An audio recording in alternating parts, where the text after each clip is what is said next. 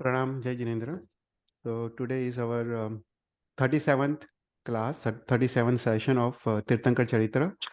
और आज इस क्लास में विल स्टार्ट विद 13th तीर्थंकर विमलनाथ भगवान जीवन चरित्र.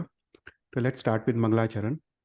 नमो हरियंतानम, नमो सिद्धानम, नमो आयरियानम, नमो वज्जायानम, नमो लोय सव्वसावरम. ऐसो पंचनमुकारो सब पापनाशनो मंगलानं च सब सिंप्रमय मंगलम. राग द्वेष विजेतारम, ज्ञातारम विश्ववस्तुना सक्र पूज्य गिरामेशम तीर्थेशम श्रुतिमानय. पन्नगे च सुरेंद्रे च कौशिके पाद संस्कृति. निर्विशेष मनस्काय श्रीवीर स्वामिने नमः. अज्ञानां तिमिरान्धानां ज्ञानजननी शलाकया नेत्रमुन्मिलितमेन तस्मै श्रीगुरुवे नमः. सर्वरिष्टप्रणाशाय सर्वभीष्टार्थदायिने सर्वलब्धिनिधानाय श्रीगौतम स्वामिने नमः. ओंकारबिन्दुसंयुक्तं नित्यं ध्यायन्ति योगिनः कामदं मोक्षदं चैव. ओंकाराय नमो नमः. तो लास्ट क्लास में वी वर डिस्कसिंग अबाउट ऊर्ध्वलोक. हमने लास्ट क्लास में वी डिस्कस्ड अबाउट हम लोग देव गति के बारे में हम देख रहे थे. तो इस क्लास में वी विल हम और आगे बढ़ेंगे. तो लेट्स ब्रीफली रिवाइज हमने लास्ट क्लास में क्या देखा. तो हमने देव गति के बारे में, जो ऊर्ध्वलोक है, ऊर्ध्वलोक में जो 12 वैमानिक देवलोक है, उसके ऊपर 9 ग्रैव्यक के देवलोक है, उसके ऊपर 5 अनुत्तर के जो देवलोक है, वो सभी ऊर्ध्वलोक में आते हैं. तो जो भी ये जो देवलोक है, जो देव है, उनका जो शरीर है, हमने देखा कि वो वैक्रिय नाम के पुद्गल का बना होता है. ये वैक्रिय नाम के पुद्गल अत्यंत सूक्ष्म और अत्यंत शुभ होते हैं. उनका जो शरीर है, उनके शरीर में 7 चीज़ों का अभाव होता है. उनके शरीर में कोई बाल नहीं होते, नख नहीं होते, कोई भी प्रकार के हाड़का, मांस, लज्जा, मल मूत्र, कोई भी प्रकार का लिक्विड्स, फ्लूइड्स का अभाव होता है. तो उनका शरीर अत्यंत सुंदर, देदीप्यमान, और उनके श्वासोश्वास भी सुगंधी होते हैं. उसके बाद हमने देखा कि देवता का जो जन्म होता है उसको उपपात जन्म कहते हैं. उनका जन्म वो देवी शैया में होता है, और जहाँ पे उनका जन्म होता है उसको उपपात सभा कहते हैं. और जब उनका जन्म होता है, वो एक अंतर मुहूर्त में 6 पर्याप्ति को पूर्ण करके वो पूरे युवा अवस्था में वो आ जाते हैं. और जैसे ही वो 6 पर्याप्ति को पूर्ण करते हैं, उनको थर्ड जो ज्ञान है, अवधि ज्ञान या विभंग ज्ञान, उनको वो उत्पन्न होता है. तो उनको देवगति में उनको कोई माता पिता जैसा कोई संबंध नहीं होता है, कोई भाई बहन जैसा भी संबंध नहीं होता है. मात्र जो संबंध होता है वो पति पत्नी का संबंध होता है. उसके बाद हमने देखा कि देवता का जो आहार होता है वो स्पर्शेंद्रिय द्वारा द्वारा होता है. हम जैसे मुंह से जो आहार लेते हैं, उस प्रकार का आहार देवगति में नहीं होता है. तो देवगति का जो आहार होता है उसको लोमाहार कहते हैं. वो प्रति समय पुद्गल, जो आहार के पुद्गल उनके स्पर्शेंद्रिय द्वारा वो ग्रहण करते हैं और उस प्रकार से वो आहार की तृप्ति करते हैं. तो इसलिए हमने देखा कि देवगति में कोई भी वीरती धर्म नहीं है. कोई भी देव तप आदि धर्म कर नहीं सकता है, क्योंकि हर समय प्रति समय उनका शरीर वो आहार ग्रहण करता है. फिर उसके बाद हम लास्ट क्लास में देखा कि देव 2 टाइप के होते हैं. एक कल्पातीत देवता होते हैं और कल्पोपन्ना देवता होते हैं. जो ऊपर के देवलोक के जो देवता है, 5 अनुत्तर और 9 ग्रैव्यक, वो सब कल्पातीत देवता है. कल्पातीत मतलब वहाँ पे कोई कल्प नहीं है, वहाँ पे कोई राज्य व्यवस्था नहीं है, क्योंकि हर एक देव वो अपना स्वयं का इंद्र होता है, उसको अहिम इंद्र कहते हैं. पर उसके नीचे जो 12 वैमानिक देवलोक है, उसके नीचे को जो ज्योतिष के देवता है, भुवनपति है, व्यंतर, व्यानव्यंतर, वो सभी देवताओं में कल्प होता है, और इसलिए उनको कल्पोपन्ना देवता कहते हैं. तो ये जो कल्प होते हैं, हमने देखा कि वो 10 प्रकार के कल्प होते हैं. जो सभी देवता का जो स्वामी है उनको इंद्र कहते हैं. फिर उसके बाद इंद्र जैसे समान रुद्धि वाले देवता, उसको सामानिक देवता कहते हैं. वो इंद्र को भी पूजनीय होते हैं. फिर उसके बाद वहाँ पे मंत्रिमंडल होता है.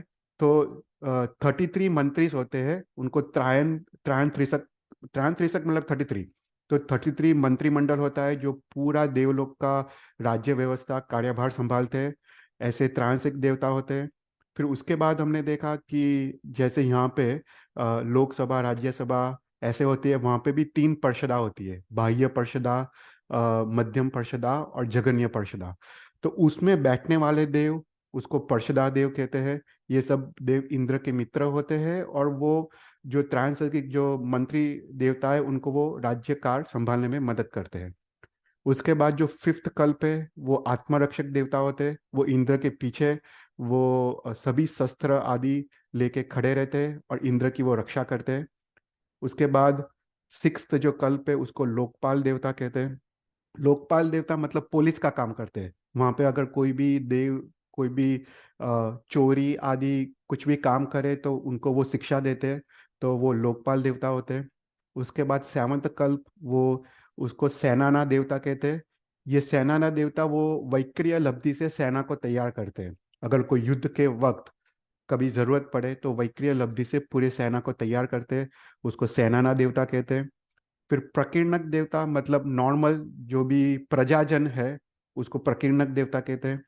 फिर अभियोगिक देवता वो सेवक देवता होते हैं। वो जैसे विमान वाहक का काम करते हैं, जो भी सेवा करने वाले योग्य काम है वो सब अभियोगिक देवता करते हैं।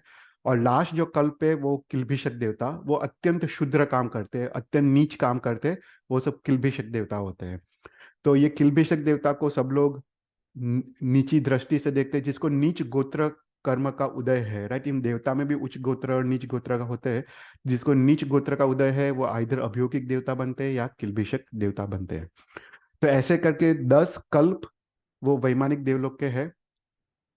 फिर उसके बाद हमने देखा कि देव गति में अगर तुम नीचे से ऊपर जाओ, फर्स्ट वैमानिक देवलोक से 5 अनुत्तर तक, तो क्या क्या चीज में वृद्धि होती है और क्या क्या चीज में हानि होती है। तो सबसे पहले बोलते हैं कि फर्स्ट देवलोक से 5 अनुत्तर तक आयुष्य की वृद्धि होती है।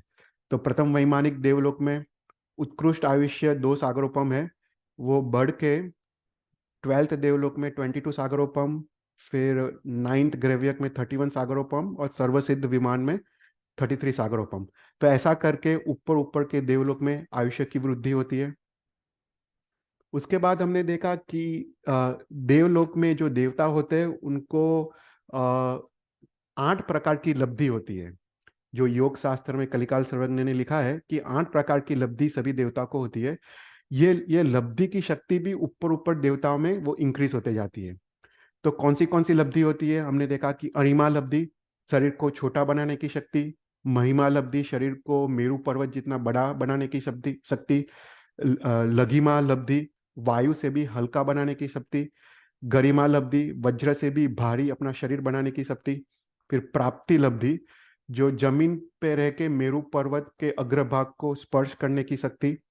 प्राकम्य लब्धि, मतलब पानी में पृथ्वी की तरह और पृथ्वी में पानी की तरह गमनागमन करने की शक्ति। फिर ईशत्व लब्धि, जो तीर्थंकर होते हैं उनके जो प्रतिहार्य होते हैं 8 प्रतिहार्य, उनको विकुरने की शक्ति। और लास्ट है वशित्व लब्धि, मतलब सर्व जीव को वश करने की शक्ति। तो इस 8 प्रकार की शक्ति का वर्णन योग शास्त्र में कलिकाल सर्वज्ञ ने किया है। ये सभी देवता को होती है, पर ऊपर ऊपर के देवलोक में ये शक्तियां इंक्रीज होते जाती है। फिर उसके बाद हमने देखा कि साता वेदनीय का कर्म का उदय ऊपर ऊपर के देवलोक में बढ़ते जाता है, विषयों का सुख बढ़ते जाता है। वस्त्र और आभूषण की कांति ऊपर ऊपर के देवलोक में बढ़ते जाती है। फिर लेशिया, हमने लास्ट टाइम ये काफी डिटेल में देखा था कि 6 प्रकार की लेशिया होती है। उसमें कृष्ण, नील और कापोत लेशिया वो वैमानिक देवलोक में नहीं होती है। तो प्रथम के 2 देवलोक स्वधर्मा और ईशान देवलोक में तेजो लेशिया होती है। फिर उसके ऊपर के 3 देवलोक सनत कुमार, महेंद्र और ब्रह्म में पद्मलेशिया होती है। और 6th वैमानिक देवलोक से 5 अनुत्तर तक शुक्ल लेशिया होती है। तो इस प्रकार की लेशिया देवगति में होती है। और जिस प्रकार की लेशिया होती है उस प्रकार का ही उनका शरीर का वर्ण होता है। तो जैसे प्रथम के 2 देवलोक में जिसको तेजोलेशिया है, उनके शरीर का जो रंग है वो लाल है, क्योंकि तेजोलेशिया का कलर लाल है, तो उनका शरीर का कलर भी लाल है। फिर नेक्स्ट 3 देवलोक में शरीर उनको पद्मलेशिया है, उनका शरीर का कलर येलो है। और फिर 6th देवलोक से लेके 5 अनुत्तर तक उनका शरीर उनको शुक्ल लेशिया है, मतलब उनके शरीर का कलर वाइट है। तो ऐसा करके शास्त्र में वर्णन आता है।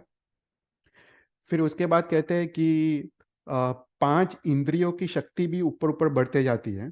तो जो कान की शक्ति, सूंघने की शक्ति, आंख की शक्ति, वो सब ऊपर ऊपर के देवलोक में बढ़ते जाती है। फिर कहते हैं कि अवधि ज्ञान का क्षेत्र भी बढ़ते जाता है। तो जैसे प्रथम के दो देवलोक में प्रथम नरक तक वो लोग देख सकते हैं सभी रूपी द्रव्य को।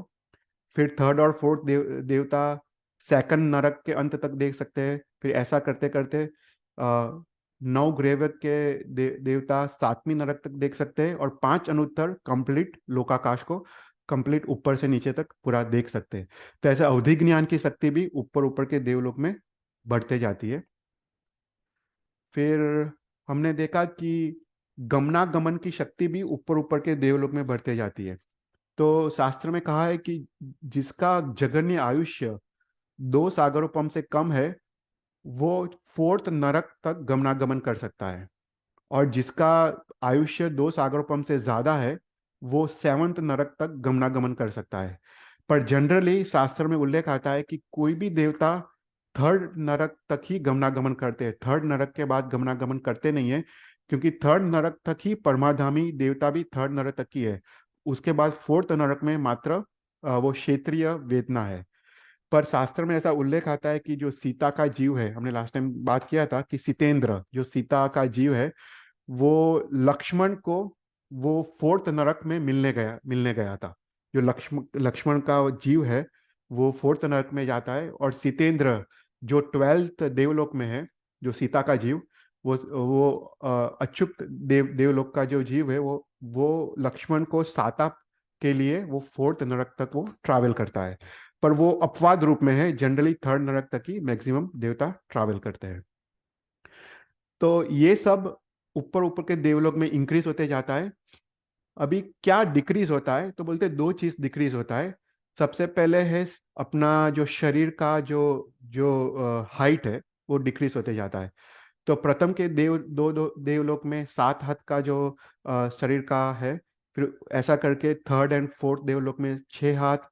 ऐसा करके पांच अनुत्तर में 1 हाथ की काया है। मतलब शरीर का प्रमाण ऊपर ऊपर के देवलोक में कम होते जाता है। और दूसरा है विमानों की संख्या। प्रथम देवलोक में 32,000 विमान है। ऐसा करते करते कम होते होते पांच अनुत्तर में 5 विमान है। तो दो चीज कम होती है। ચૈતલભાઈ हाँ। અવાજ થોડું બહુ ઓછું થઈ ગયું તમારો. अच्छा એવું છે, એક જ મિનિટ।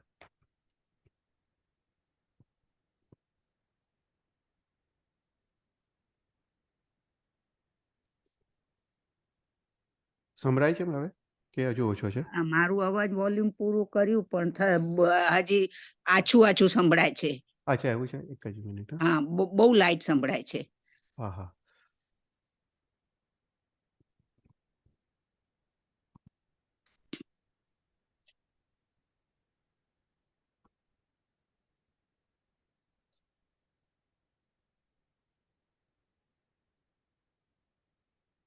હલો, આવે છે અવાજ કે હા, હજુ લાઈટ છે? અ, એવું જ છે એવું જ છે, અચ્છા એક જ કે મિનિટ। પછી મારી તરફ પ્રોબ્લેમ છે, હું એક્ઝિટ થઈને પાછી આવું એવું કરું. ના તમારા તરફ તો મારું તો ફોન પડ્યું હતું તેમ જ પડ્યું હતું. હમ તમારા તરફ તો પ્રોબ્લેમ નહીં હોય મોટે ભાગે।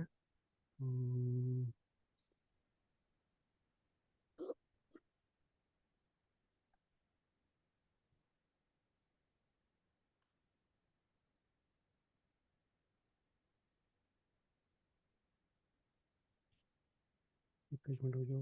મારો અવાજ તમને બરોબર આવે છે? હા, તમારો અવાજ બરાબર આવે છે। Hello hello. હા, એમ જ છે. એમ જ છે, અચ્છા।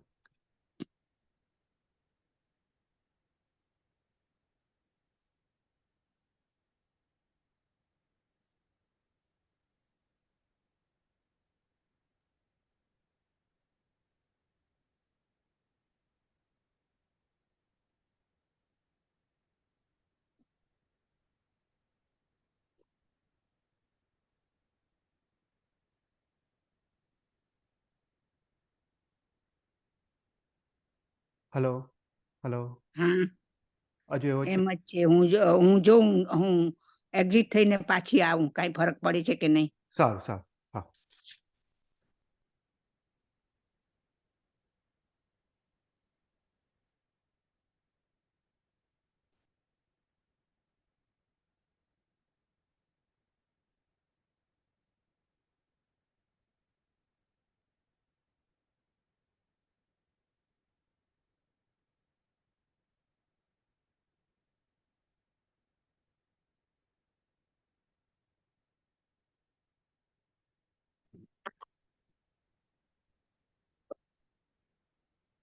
જય જિનેન્દ્ર.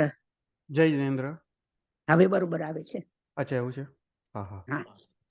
बराबर बराबर, ओके. हाँ, ओके. तो हम जो देख रहे थे कि दो चीज देख रहे थे कि वैमानिक देवलोक में कौन से चीज की वृद्धि होती है और कौन से चीज की हानि होती है ऊपर ऊपर के देवलोक में. तो हमने देखा कि दो चीज की अ, हानि होती है. कि एक तो ऊपर ऊपर के देवलोक में जो शरीर की जो काया है, वो प्रथम के दो देवलोक में 7 हाथ की काया है, वो डिक्रीज होते होते 5 अनुत्तर में वो 1 हाथ की काया तक वो डिक्रीज होती है. तो शरीर का प्रमाण एक कम होता है. और दूसरा है विमानों की संख्या. तो प्रथम देवलोक में 32,000 विमान है. ईशान सेकंड देवलोक में 28,000. ऐसा कम होते होते 5 अनुत्तर में 5 विमान है.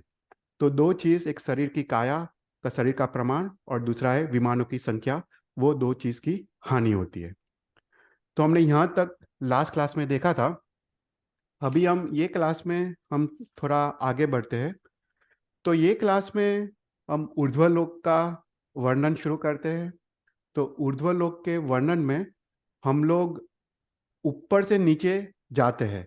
तो आज के क्लास में हम सिद्ध शिला से स्टार्ट करते हैं और फिर उसके बाद हम 5 अनुत्तर 9 ग्रेवेक ऐसा करते करते हम नीचे की तरफ हम हर एक क्षेत्र का वर्णन देखेंगे.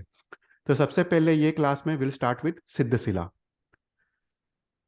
तो जो ऊर्ध्वलोक है, ऊर्ध्वलोक में सबसे पहले 12 वैमानिक देवलोक है. उसके ऊपर 9 ग्रेवेक के देवलोक है.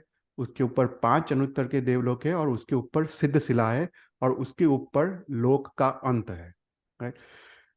तो ये जो सिद्ध शिला है, वो जो जो 5 अनुत्तर विमान है, 5 अनुत्तर विमान में सबसे ऊपर का जो विमान है वो सर्वसिद्ध विमान है. वो सर्वार्थ सिद्ध विमान से 12 योजन ऊपर, 12 योजन मतलब if you convert it's 96 miles. तो 12 योजन ऊपर वो सिद्ध शिला नाम की पृथ्वी है. राइट. और इस सिद्ध शिला नाम की पृथ्वी से मात्र 1 योजन ऊपर लोक का अंत है. ओके. तो सर्वार्थ सिद्ध विमान से 12 योजन 96 माइल्स वो सिद्ध शिला की पृथ्वी है और उसके ऊपर 1 योजन मतलब 8 माइल्स ये लोक का अंत है. तो ये जो सिद्ध शिला है वो शास्त्र में 12 नामों से प्रसिद्ध है. वो जिनेश्वर भगवान ने 12 नाम हमको शास्त्र में दिए हैं. इस सिद्ध शिला को ईशत कहते हैं. ईशत प्रागभारा, तन्वी, तनु तन्विका, सिद्धि, सिद्धालय, मुक्ति, मुक्तालय, लोकाग्र, लोकस्तुपिका, लोकाग्र प्रतिवाहिनी और सर्व प्राणभूत जीव सत्व सुखवाहा. ऐसा करके शास्त्र में 12 नामों से इस सिद्ध शिला का वर्णन आता है.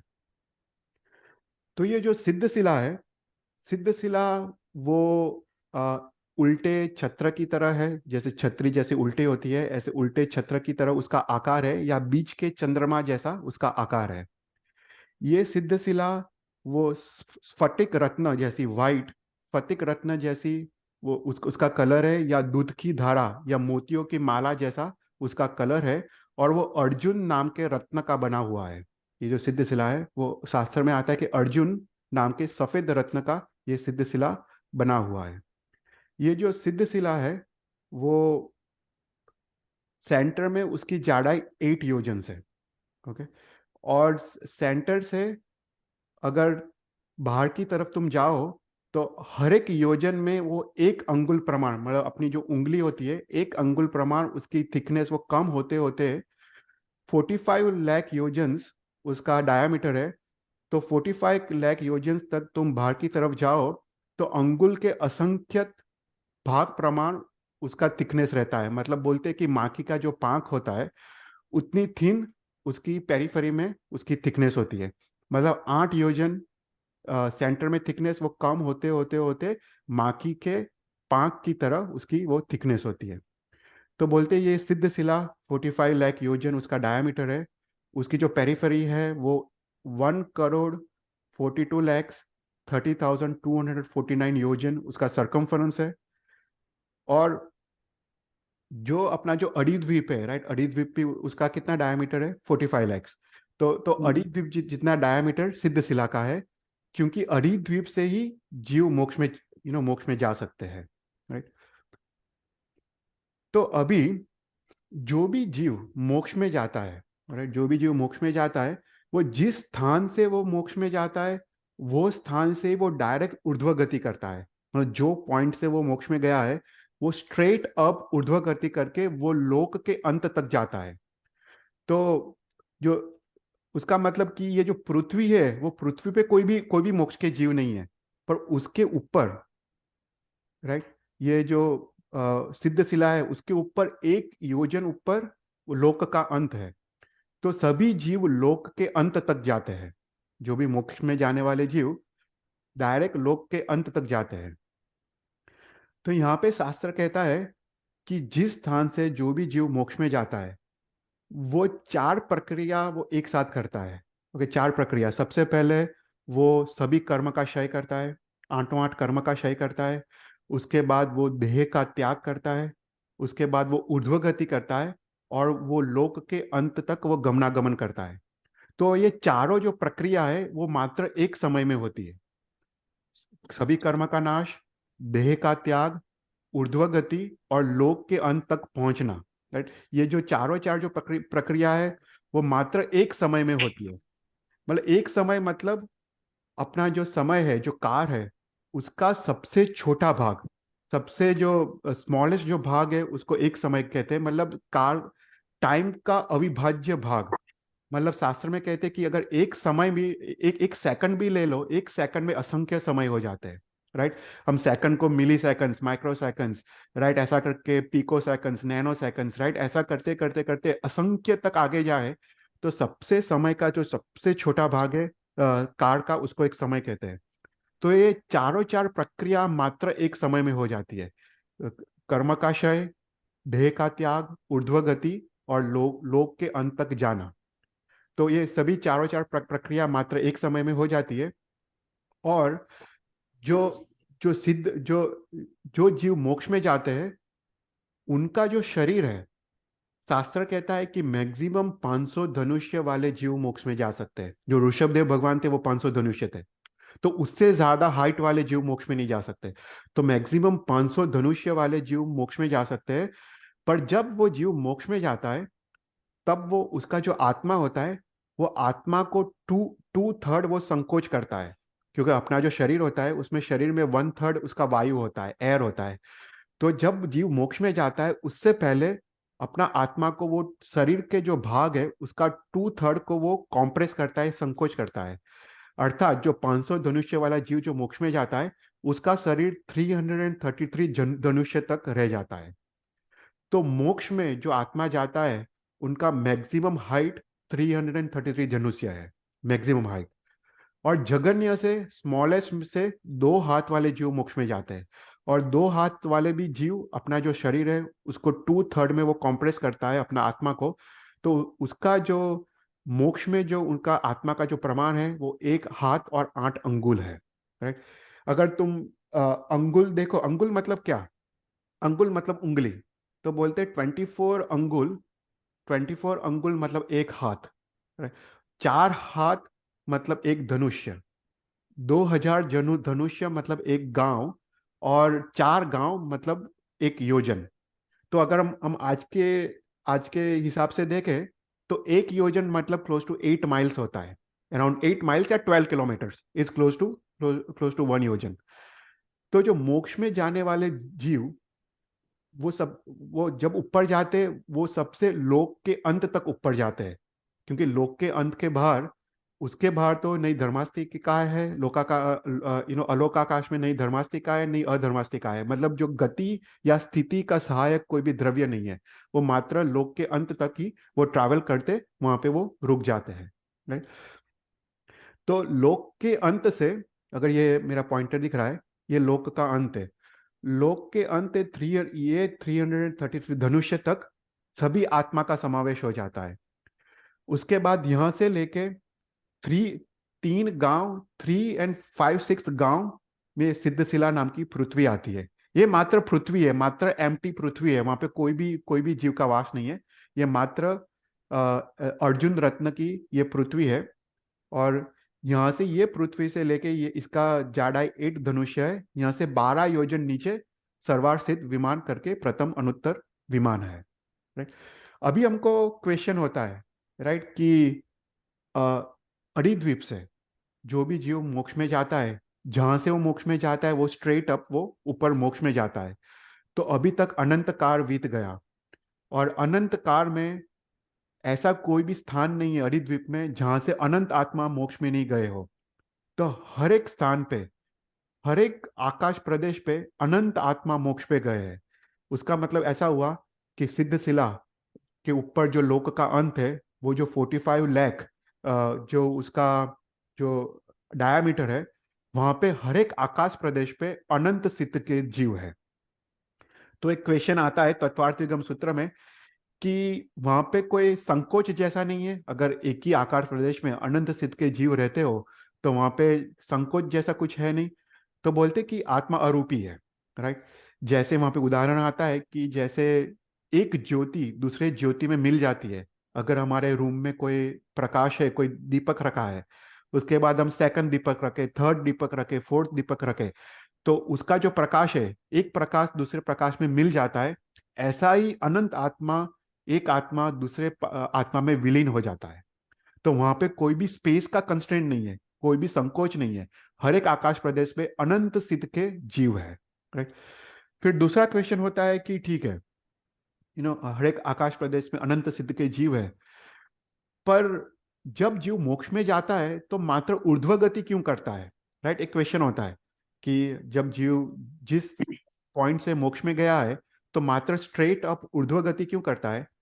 तो इसका जवाब तत्वार्थविगम सूत्र में दिया है कि जो अपना जो यूनिवर्स है, राइट, वो सट द्रव्यात्मक यूनिवर्स है। उसमें 6 द्रव्य है।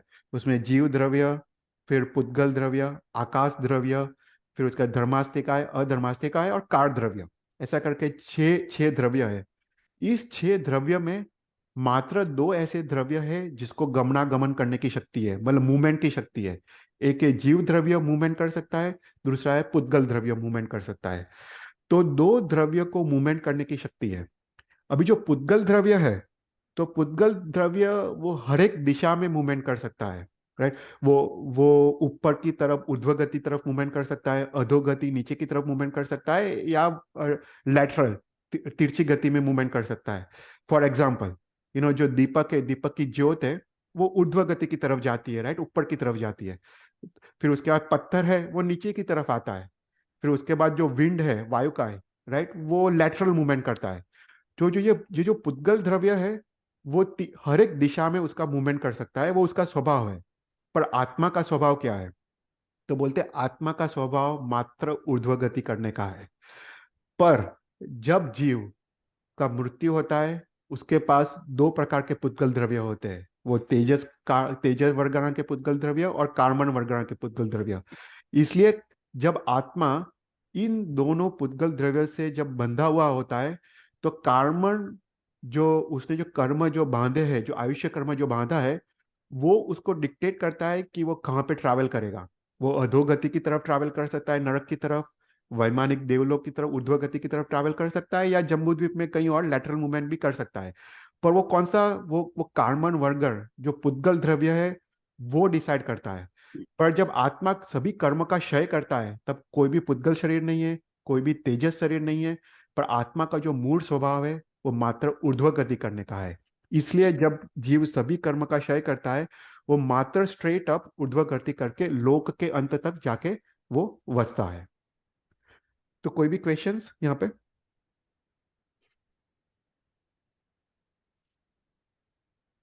तो अभी हम ये सिद्ध गति का थोड़ा और डिटेल में जाते हैं, मोक्ष का।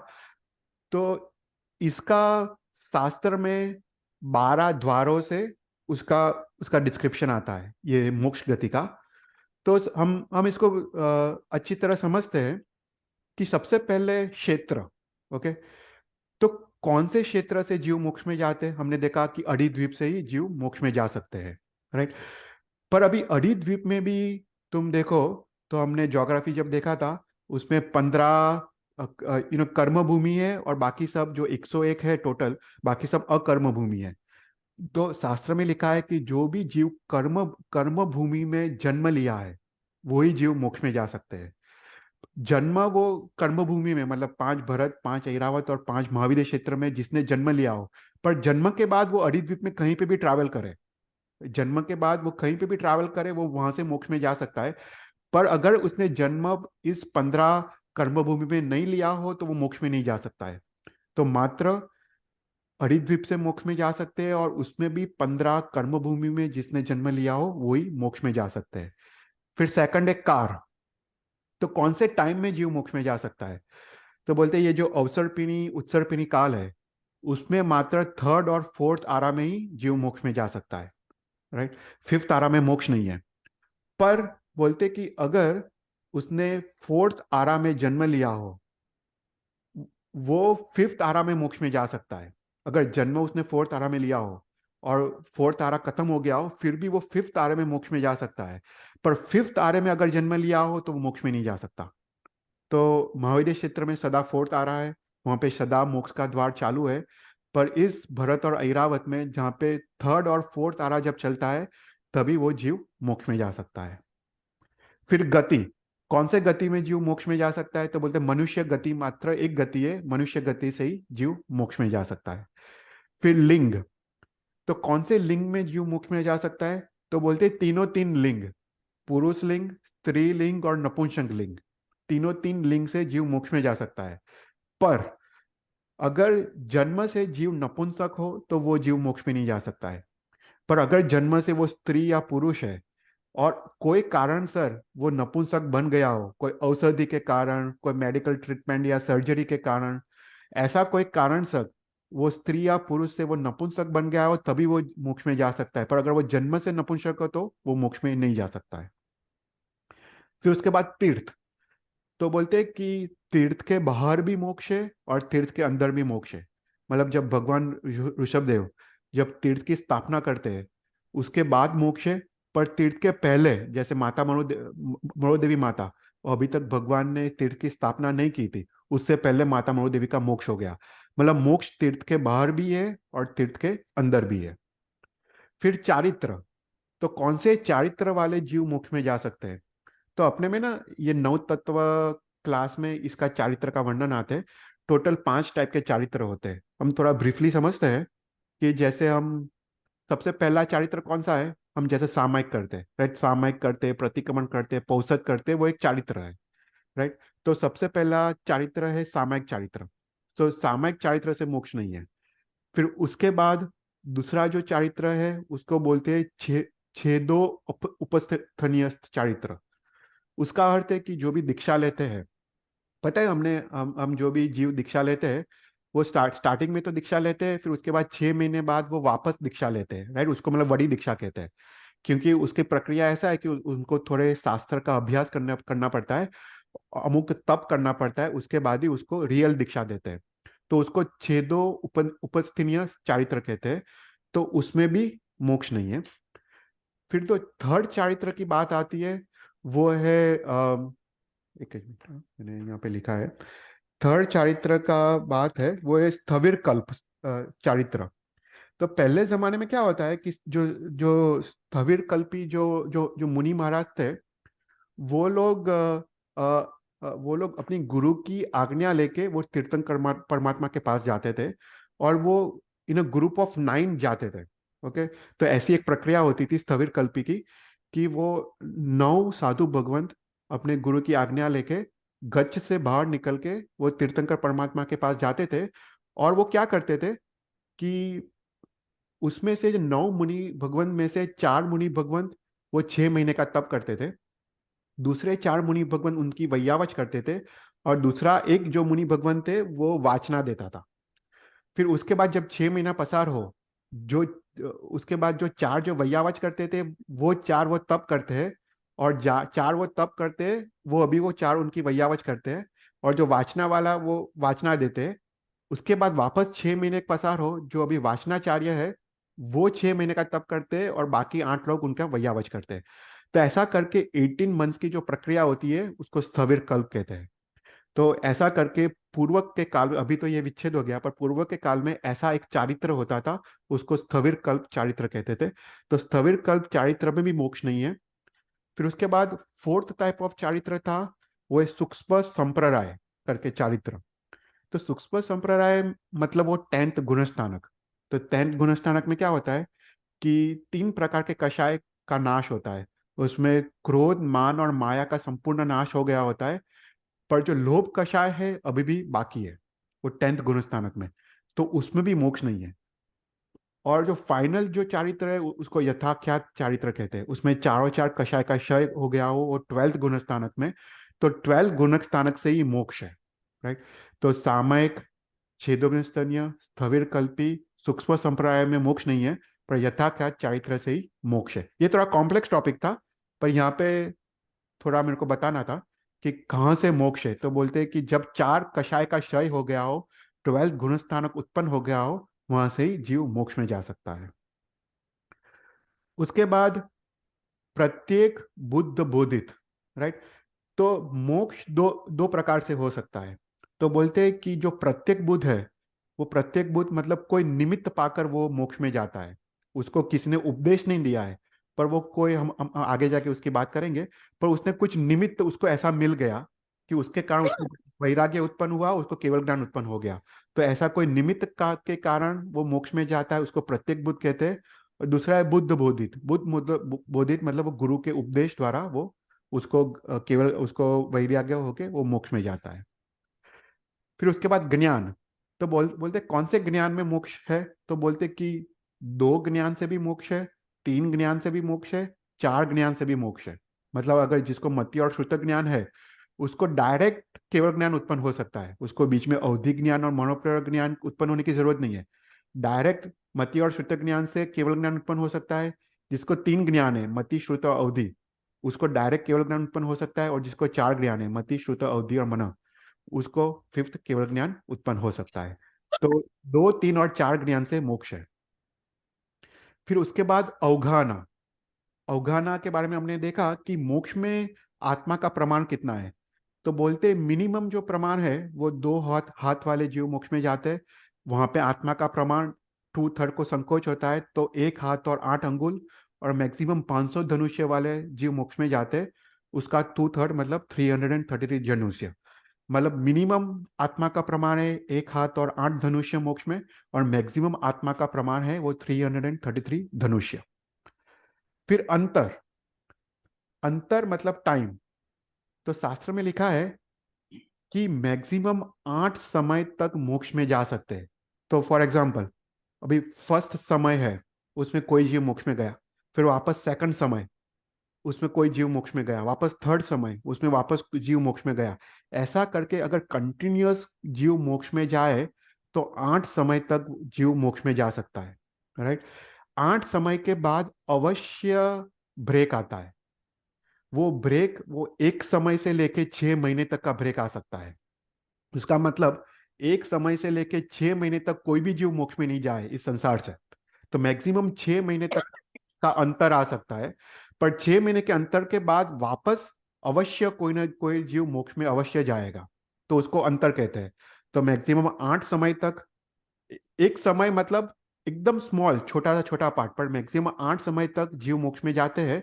उसके बाद अवश्य ब्रेक आता है। ये ब्रेक 1 समय से लेकर 6 महीने तक हो सकता है, पर वापस मोक्ष गति वापस शुरू हो जाती है। कोई भी क्वेश्चंस। फिर उसके बाद संख्या। तो संख्या के बारे में शास्त्र में वर्णन आता है कि मैक्सिमम कितने जीव मोक्ष में जा सकते हैं। राइट। एवरी एवरी समय। तो बोलते हैं कि इसको हम समझते हैं कि ये क्या लिखा है, कि अगर प्रथम समय में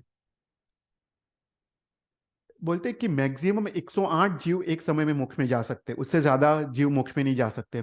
एक समय में 108 जीव मोक्ष में जा सकते हैं। तो जैसे भगवान ऋषभदेव, वो एक समय में 108 जीव मोक्ष में गए थे, उसमें भगवान ऋषभदेव थे। उसके बाद उनके 99 पुत्र, और उसके बाद भरत के 8 पुत्र, ऐसा करके वो सभी 108 जीव एक ही समय में मोक्ष में गए थे। तो मैक्सिमम एक समय में 108 जीव मोक्ष में जा सकते हैं। पर अगर एक समय में, प्रथम समय में, अगर 103 से 108 जीव अगर मोक्ष में गए, अगर इतने जीव मोक्ष में गए, तो सेकंड समय में अवश्य अंतर पड़ता है। मतलब सेकंड समय में कोई भी जीव मोक्ष में नहीं जाता है। अगर प्रथम समय में इतने मैक्सिमम जीव 103 से 108 जीव मोक्ष में गए, उसके बाद सेकंड समय में ब्रेक आता है, राइट। अगर प्रथम समय में सपोज इससे कम गए, फॉर एग्जाम्पल प्रथम समय में 50 जीव मोक्ष में गए, तो सेकंड समय में 97 से 102 जीव अगर मोक्ष में गए, तो सेकंड समय के बाद ब्रेक आता है, राइट। इसको, राइट, आपको समझ पड़ रहा है? ये थोड़ा कॉम्प्लिकेटेड है, पर बोलते कि अगर ये मैक्सिमम रीच हो गया, अगर प्रथम समय में ये मैक्सिमम रीच हो गया, तो सेकंड समय में कोई भी जीव मोक्ष में नहीं जाता है। पर अगर प्रथम समय में 103 से कम जीव मोक्ष में गए, तो सेकंड समय में अगर 97 से 102 जीव मोक्ष में गए, तो सेकंड समय के बाद ब्रेक आता है।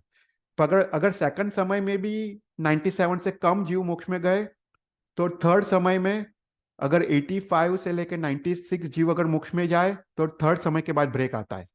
तो ऐसा करके शास्त्र में कॉम्प्लिकेटेड पर ये चार्ट बताया है कि इन शॉर्ट अपने अंडरस्टैंडिंग के लिए हमको इतना ही याद रखना है कि मैक्सिमम एक समय में 108 जीव मोक्ष में जा सकते हैं, और मैक्सिमम 8 समय तक जीव मोक्ष में जाते हैं। उसके बाद अवश्य अंतर आता है, ये अंतर एक समय से लेकर 6 महीने तक का हो सकता है, पर उसके बाद वापस मोक्ष का द्वार शुरू हो जाता है। तो इसको बोलते हैं अंतर्द्वार। और उसके बाद जो लास्ट है अल्प बहुत्व, हम उस पे हम बाद में आते हैं। पर तो अल्प बहुत्व द्वार समझने के लिए पहले हम ये समझते हैं कि शास्त्र में जो सिद्ध है वो 15 टाइप के सिद्ध सिद्ध का वर्णन आता है, राइट। 15 टाइप के लोग सिद्ध में जा सकते हैं। तो बोलते हैं ये 15 टाइप का डिविजन्स कौन से है? तो बोलते हैं सबसे पहले है तीर्थ सिद्ध और अतीर्थ सिद्ध, राइट। हमने जैसे देखा कि तीर्थ की स्थापना के बाद, भगवान ऋषभदेव ने जब तीर्थ की स्थापना की, उसके बाद जो भी जीव मोक्ष में गए वो सब तीर्थ सिद्ध है। पर तीर्थ की स्थापना के बाहर, जैसे मरो देवी माता थी, वो अपने हाथी पे वो समोसरण की तरफ जा रही थी, और समोसरण में भगवान ऋषभदेव उपदेश दे रहे थे। अभी तक उन्होंने तीर्थ की स्थापना की नहीं थी, अभी तक उन्होंने धनुर्धर की स्थापना की नहीं थी, अभी मात्र उपदेश दे रहे थे। और जब उन्होंने समोसरण देखा माता मरो देवी माता ने, तब उनको पता चला कि ओ हो, भगवान जो मेरा बेटा है वो तो कितना सुखी है। और वही धारा में उनको वैराग्य प्राप्त होके, उनको केवल ज्ञान की प्राप्ति होके वो मोक्ष में जाता है। तो वो अभी तक तीर्थ की स्थापना के बाहर वो उनको मोक्ष हुआ, तो उनको अतीर्थ सिद्ध कहते हैं। फिर उसके बाद हमने सुविधिनाथ भगवान के जीवन चरित्र में देखा कि सुविधिनाथ भगवान का जीवन चरित्र के, उनके जीवन के बाद 9th जो तीर्थंकर थे, उनके बाद अपने जैन शासन का तीर्थ का विच्छेद होता है, राइट। उसमें कोई अपना कोई साधु साध्वी श्रावक श्राविका कोई भी रहता नहीं है, तो तीर्थ का विच्छेद होता है। उस समय में जो भी जीव मोक्ष में जाते हैं उसको अतीर्थ सिद्ध कहते हैं। जो अपना जिन शासन का विच्छेद होता है, उसके उसके बाद वो तीर्थ के बाहर है, क्योंकि कोई कोई तीर्थ रहा नहीं है। उसके बाहर भी जो भी जीव मोक्ष में गया 9th और 10th तीर्थंकर के बीच, वो सब अतीर्थ सिद्ध है। फिर उसके बाद है तीर्थंकर सिद्ध और अतीर्थंकर सिद्ध, राइट। जिसने तीर्थंकर नाम कर्म उपार्जित किया है, राइट। जैसे 24 तीर्थंकर, उसको तीर्थंकर सिद्ध कहते हैं। और बाकी सब अतीर्थंकर सिद्ध है, राइट। जैसे बाहुबली है, गंधर्व भगवंत है, वो सभी अतीर्थंकर सिद्ध है, क्योंकि उन्होंने उनको तीर्थंकर नाम कर्म नहीं है। कोई भी क्वेश्चन हो तो पूछना। ये सिद्ध गति के डिविजन्स है। फिर उसके बाद है स्वयं संबुद्ध सिद्ध और प्रत्येक बुद्ध सिद्ध और बुद्ध बोधित सिद्ध। तो स्वयं संबुद्ध सिद्ध मतलब किसी के भी उपदेश बिना स्वयं ही दीक्षा ग्रहण करके जो मोक्ष में जाते हैं, उसको स्वयं संबुद्ध सिद्ध कहते हैं।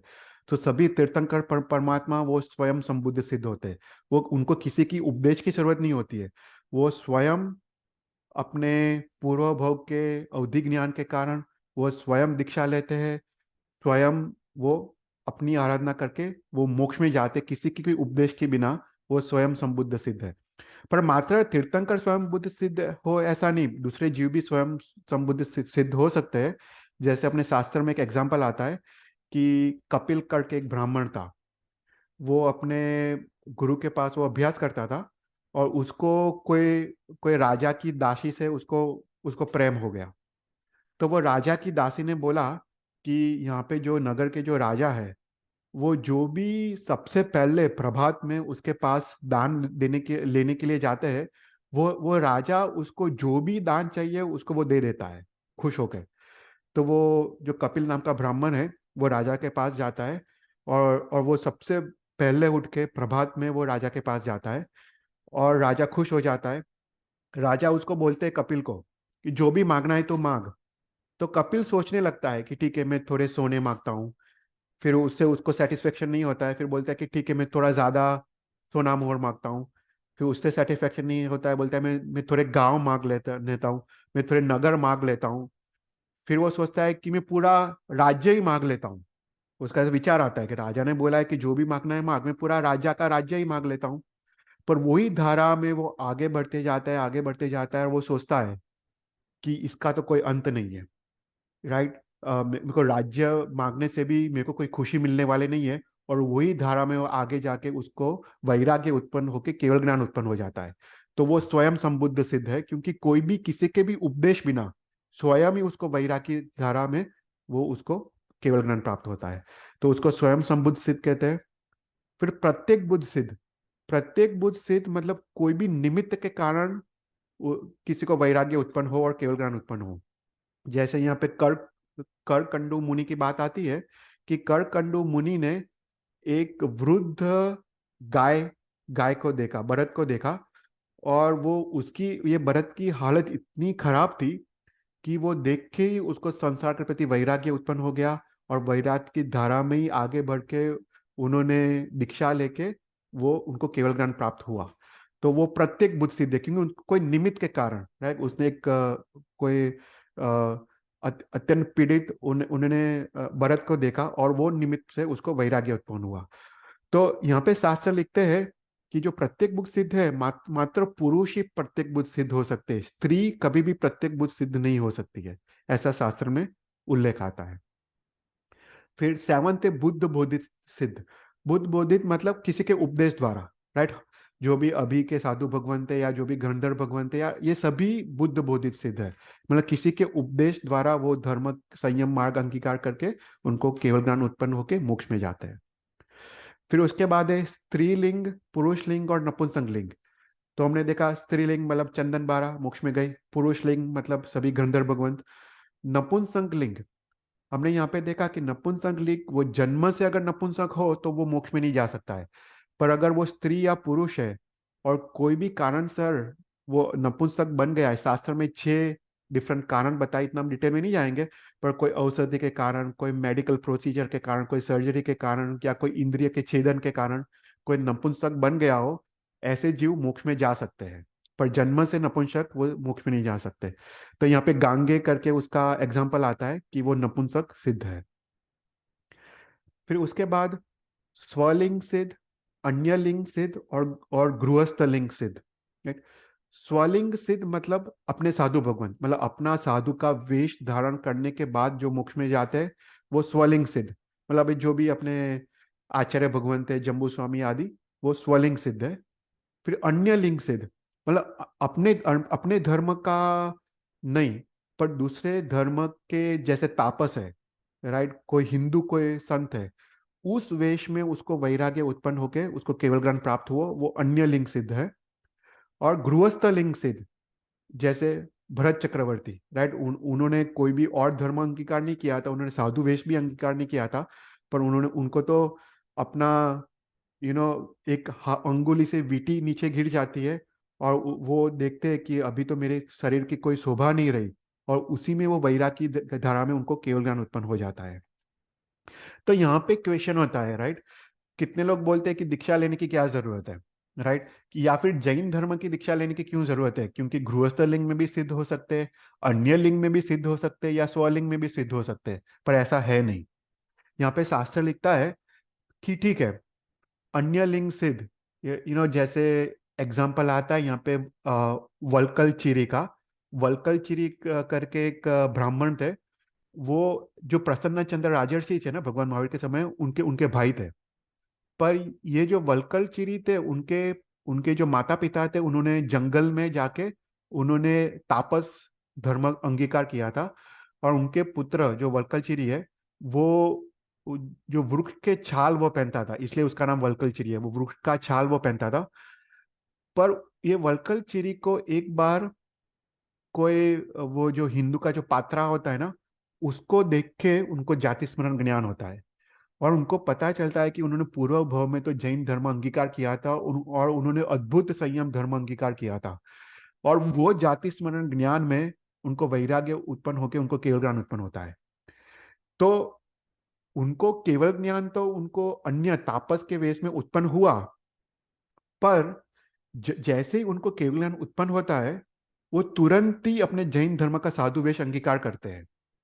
अगर उनका आयुष्य एक अंतर मिनट से ज्यादा हो, 14 मिनट से ज्यादा आयुष्य अगर बाकी हो, तो वो अपना तापस का वेश छोड़ के जैन धर्म का साधु वेश अंगीकार करते हैं। ऐसा नियम है। अगर उन्होंने देखा केवल ज्ञान के बाद कि मेरा आयुष्य तो अंतर मुहूर्त से कम है, तब वो जैन धर्म का वेश अंगीकार नहीं करते। जो भी उनका वेश है, वो वेश में ही वो मोक्ष में जाते हैं।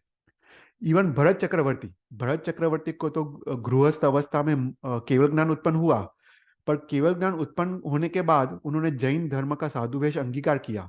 और वो कितने काल तक उन्होंने मुनि भगवान की तरह वो विचरे इस धरती पर, उसके बाद वो मोक्ष में गए। तो कहने का मतलब है कि अन्य वेश से मोक्ष है, पर जैसे ही केवल ज्ञान उत्पन्न होता है, वो जैन धर्म का अगर समय हो, तो जैन धर्म का साधु वेश वो अवश्य वो धारण करके ही वो मोक्ष में जाते हैं। उसके बाद 14 और 15 थे एक सिद्ध और अनेक सिद्ध।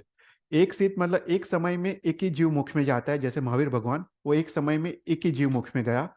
और अनेक सिद्ध, एक समय में 108 सिद्ध जो मोक्ष में गए, ऋषभ देव, एक समय में वो 108 लोग एक साथ मोक्ष में गए, वो अनेक सिद्ध है। तो ऐसा करके 15 टाइप का डिवीजन है, तीर्थ सिद्ध, अतीर्थ सिद्ध, तीर्थंकर, अतीर्थंकर, ऐसा करके 15 टाइप के शास्त्र में डिविजन है। तो अगर इन 15 टाइप के डिविजन्स को अगर हम क्लब टुगेदर करें, तो बेसिकली 6 टाइप ऑफ डिविजन्स है, राइट। तुम जिन सिद्ध या अजिन सिद्ध हो सकते हो, तीर्थ या अतीर्थ, एक सिद्ध, अनेक सिद्ध, गृहस्थ लिंग, अन्य लिंग, स्वलिंग, स्त्रीलिंग, पुरुषलिंग या नपुंसक लिंग, स्वयं बुद्ध, प्रत्येक बुद्ध या बुद्ध बोधित, राइट। तो ऐसा करके कोई भी जीव ले लो, वो 6 प्रकार का सिद्ध होता है। फॉर एग्जाम्पल हम भगवान महावीर को ले लें, राइट। तो भगवान महावीर कौन से थे? वो जिन सिद्ध थे, तीर्थ सिद्ध थे क्योंकि तीर्थ की स्थापना के बाद मोक्ष में गए, वो एक सिद्ध थे, एक समय में एक ही गए। फिर वो स्वलिंग सिद्ध थे, उन्हें जैन धर्म का साधु वेश अंगीकार किया। पुरुष लिंग थे, और वो स्वयं बुद्ध सिद्ध थे, राइट। तो ऐसा करके तुम कोई भी ले लो, जैसे गौतम स्वामी ले लो। गौतम स्वामी अजिन सिद्ध थे, तीर्थ सिद्ध थे, वो भी एक सिद्ध थे, वो स्वलिंग सिद्ध थे, वो पुरुष लिंग थे, और वो बुद्ध बोधित सिद्ध थे, राइट। ऐसा करके हर एक आत्मा का 6 प्रकार से उनका वो क्लासिफिकेशन होता है, वो सिद्ध गति का। तो यहाँ पे हमने जो देखा था पीछे, हमारा एक बाकी रह गया था अल्प बहुत्व द्वार। तो अल्प बहुत्व द्वार को समझने के लिए ये 15 टाइप के हमने क्लासिफिकेशन देखे। तो यहाँ पे अल्प बहुत्व मतलब कौन से क्लासिफिकेशन में ज्यादा जीव मोक्ष में जाते हैं, तो उसकी यहाँ पे बात आती है। तो यहाँ पे कहते हैं कि अगर हम वापस ये क्लासिफिकेशन में जाए, ये वाले में, तो कहते हैं कि जो तीर्थ तीर्थ सिद्ध है, तीर्थ सिद्ध एक समय में 108 जीव मोक्ष में जा सकते हैं। और जो अतीर्थ सिद्ध है, वो एक समय में मात्र 10 अतीर्थ सिद्ध मोक्ष में जा सकते हैं। उसका मतलब तीर्थ सिद्ध अतीर्थ तीर्थ से ज्यादा है। फिर उसके बाद जैसे तीर्थंकर सिद्ध देखें, तो ये जिन सिद्ध एक समय में वो 10 मोक्ष में जा सकते हैं, पर अजिन सिद्ध एक समय में 108 जा सकते हैं। फिर एक सिद्ध अनेक सिद्ध हमने वो तो बराबर है। फिर उसके बाद ये गृहस्थ लिंग सिद्ध, यहाँ पे गृहस्थ लिंग सिद्ध एक समय में 4 मोक्ष में जा सकते हैं। अन्य लिंग सिद्ध एक समय में 10 मोक्ष में जा सकते हैं, और स्वलिंग सिद्ध एक समय में 108 मोक्ष में जा सकते हैं। फिर उसके बाद स्त्रीलिंग सिद्ध एक समय में 20 मोक्ष में जा सकते, पुरुष लिंग सिद्ध एक समय में 108 जा सकते, और नपुंसक लिंग एक समय में 10 जा सकते हैं। फिर स्वयं बुद्ध सिद्ध एक समय में 108 जा सकते, प्रत्येक बुद्ध सिद्ध एक समय में 10 जा सकते, और बुद्ध बोधित एक समय में 108 जा सकते हैं। मतलब ये अल्प बहुत्वद्वार है। मतलब कहने का मतलब है टू अंडरस्टैंड कि कौन से जीव कौन से टाइप के सिद्ध मोक्ष में ज्यादा है। तो जैसे अजिन सिद्ध जिन सिद्ध से ज्यादा है, राइट, क्योंकि तीर्थंकर भगवान तो बहुत कम है। तो अजिन सिद्ध जिन सिद्ध से ज्यादा है। तीर्थ सिद्ध अतीर्थ सिद्ध से ज्यादा है, राइट। तीर्थ स्थापना के बाद जो जीव मोक्ष में जाते हैं वो अतीर्थ सिद्ध से काफी ज्यादा है, राइट। फिर यहाँ पे स्वलिंग सिद्ध जिसने अपना साधु वेश अंगीकार किया है वो अन्य लिंग और गृहस्थ लिंग से ज्यादा है। फिर पुरुष लिंग सिद्ध वो स्त्रीलिंग और नपुंसक लिंग से ज्यादा है। और बुद्ध बोधित वो प्रत्येक बुद्ध और स्वयं बुद्ध से ज्यादा है, राइट। तो ऐसा करके अल्प बहुत्व धार का वर्णन आता है। और उसके बाद जो लास्ट टॉपिक मुझे सिद्ध गति का लेना था कि ये कॉमन है, पर हम फिर भी लेते हैं कि सिद्ध जीवों के 8 गुण होते हैं, राइट। वो 8 गुण कौन से हिसाब से होते हैं? तो बोलते हैं कि अपने जो 8 कर्म होते हैं, 8 कर्म के क्षय से उनको 8 गुण उत्पन्न होते हैं, राइट। तो ये हम ब्रीफली समझ लेते हैं। तो सबसे पहले जैसे ज्ञानावर्णीय कर्म है, ज्ञानावर्णीय कर्म के क्षय से उनको अनंत ज्ञान उत्पन्न होता है। तो अनंत ज्ञान मतलब क्या? तो बोलते हैं उनको ऐसा ज्ञान है कि उनको एक समय में भूत भविष्य और वर्तमान के अनंत पदार्थों का, अनंत पर्यायों का, उनके अनंत गुणों का एक समय में पूरा ज्ञान हो जाता है। उसको अनंत ज्ञान कहते हैं। तो ज्ञानावर्णीय कर्म कर्म के क्षय से उनको अनंत ज्ञान उत्पन्न होता है। फिर अनंत दर्शन, वो दर्शनावर्णीय कर्म के क्षय से उनको अनंत दर्शन उत्पन्न होता है। अनंत दर्शन मतलब उनको समस्त लोक और अलोक आकाश में जो भी द्रव्य है, रूपी और अरूपी, उनको देखने की शक्ति, भूत भविष्य और वर्तमान के सभी पर्यायों को देख एक समय में देखने की शक्ति, वो अनंत दर्शन है।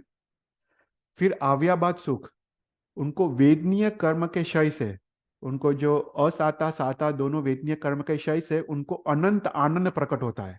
अपने आत्मा का जो अनंत आनंद का सुख, उसको अव्याबाद सुख प्रकट होता है। फिर अनंत चारित्र, मोहनीय कर्म के क्षय से, तो मोहनीय कर्म के क्षय से उनको अनंत चारित्र। अनंत चारित्र मतलब क्या?